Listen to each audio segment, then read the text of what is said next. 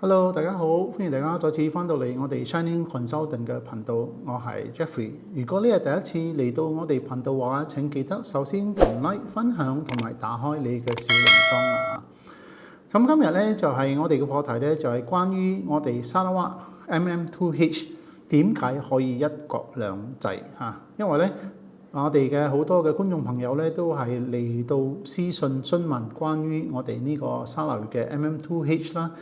一啲來龍去脈啦，一啲可行性嘅。到今日咧，我哋就喺呢一集節目入邊咧，同大家分享一下我哋嘅沙撈哇 MM2H 為什麼可以一國兩制。請欣賞我哋嘅節目啦。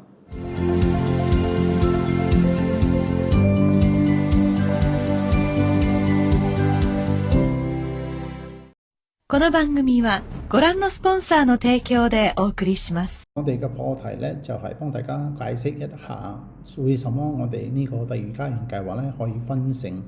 聯邦 MM2H 同埋我哋沙撈越嘅 MM2H 啦，即係所謂嘅一國兩制啦事關咧，因為喺8月11號嘅時候咧，我哋半島嘅內政部就係宣布咗我哋馬來西亞第二家園計劃咧啲最新嘅條規啦但係咧，我哋嘅沙撈越州嘅旅遊部長咧就喺8月24號嘅時候咧就開咗一個記者招待會，就係公布我哋沙撈越咧係唔會跟隨聯邦政府宣布嘅 MM2H 嘅最新條件，而且佢哋會用佢哋自己制定嘅一個第二家園計劃嘅條件嚟接收嗰啲申請㗎。所以咧，剎那間咧就係好多人都非常之混亂好 confused， 甚至乎咧我哋好多嘅國會議員咧都覺得好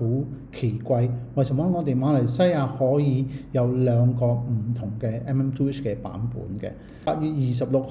同埋9月2號嘅時候咧，我哋沙巴州嘅兩個代表咧，一個就係我哋嘅沙巴房地產開發商業會，佢哋都係提出沙巴州政府咧應該跟隨我哋沙撈越設定自己嘅第二家園計劃，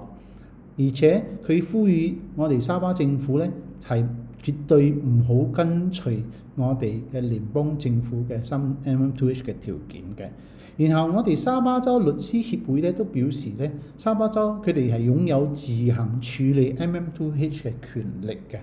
所以咧呢幾個報道一出嘅時候咧，當我哋 update 喺我哋嘅影片入邊嘅時候，好多啲觀眾咧就覺得非常之奇怪，為什麼我哋馬來西亞可以有兩套唔同嘅呢個制度嘅？接落嚟內政部長咧喺國會入邊咧，好多嘅議員咧就提出呢個問題，就係問我哋嘅內政部長，為什麼可以有兩個唔同嘅MM2H 計劃？咁我哋嘅內政部長咧就係發表咗，由於我哋好特別嘅呢個移民局法令64同埋65條，關於我哋沙巴同埋沙撈越嗰個特別條規，所以咧呢個條規咧就賦予我哋嘅沙巴同埋沙撈越咧，佢哋有一個自主權，關於推行所有嘅移民計劃，所以咧我哋係唔可以即係要求我哋呢個沙巴同埋沙撈越咧就係跟隨我哋聯邦政府嘅呢個 MM2H 㗎。所以如果係你想了解呢一個課題嘅話咧，首先就係明白我哋嘅移民法令咧，同埋另外一個條規咧就係我哋呢個馬來西亞協定1963啦所以咧呢個馬來西亞協定1963咧，我哋就叫做 MA63啦Malaysia Agreement。咁呢個 Malaysia Agreement 咧就係賦予我哋沙巴同埋沙撈越咧有呢啲移民嘅自主權嘅，甚至乎好多人都唔了解關於我哋呢個馬來西亞協定啦咁喺呢度圖片入邊咧，你要睇到啦，簽訂呢個協定嘅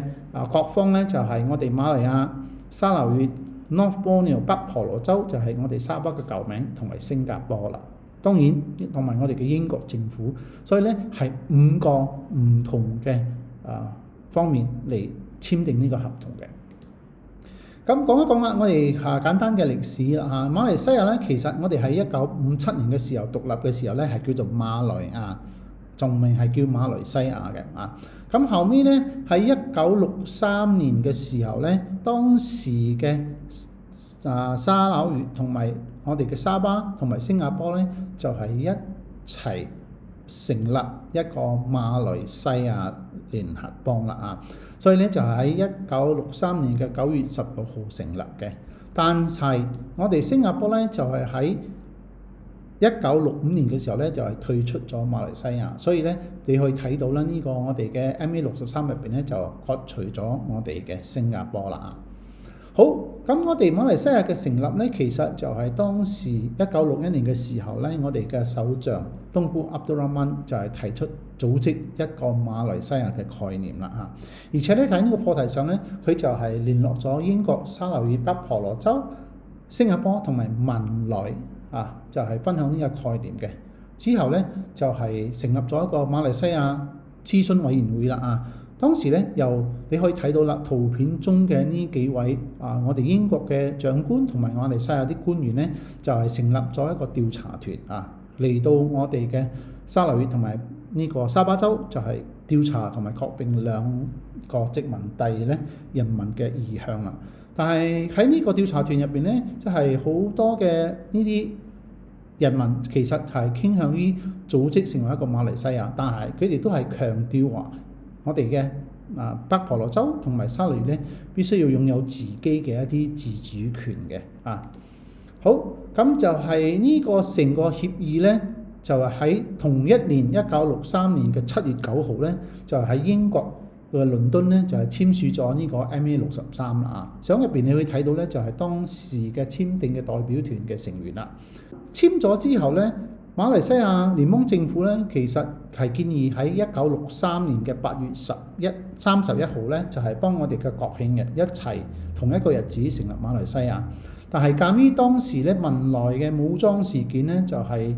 引起咗緊張嘅局勢咧，所以當時嘅殖民地嘅大臣咧就係建議咧就係延期呢個成立嘅日期。卒之咧就係喺同一年1963年嘅9月16號咧，就係成立咗我哋嘅馬來西亞啦所以呢個就係點解我哋嘅國慶日咧係有兩個，一個係8月31號，其實呢個係馬來亞嘅國慶日。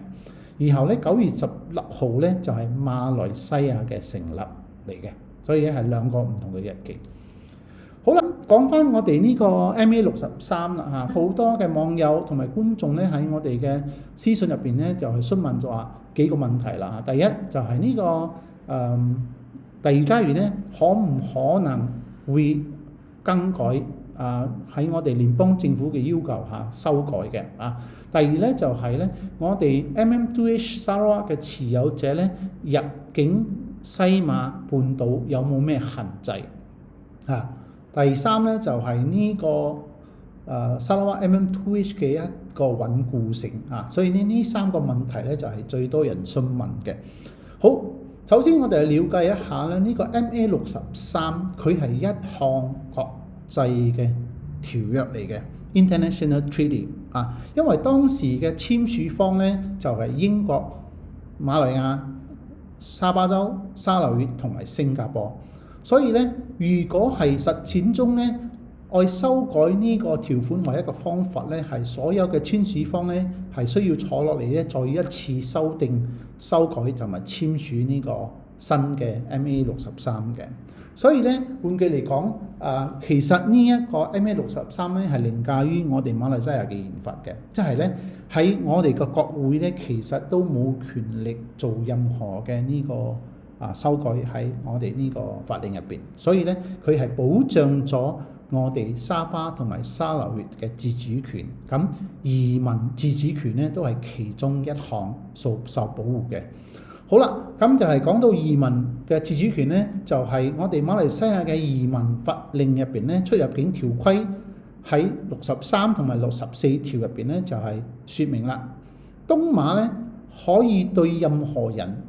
外國人甚至乎本國人咧嘅入境同埋居住享有自主權，而且東馬咧佢哋係有權力對於外國人發出簽證同埋制定自己嘅條件嘅。咁呢一個條文咧就係我哋嘅內政部長咧喺國會入邊提出嘅答案。為什麼我哋嘅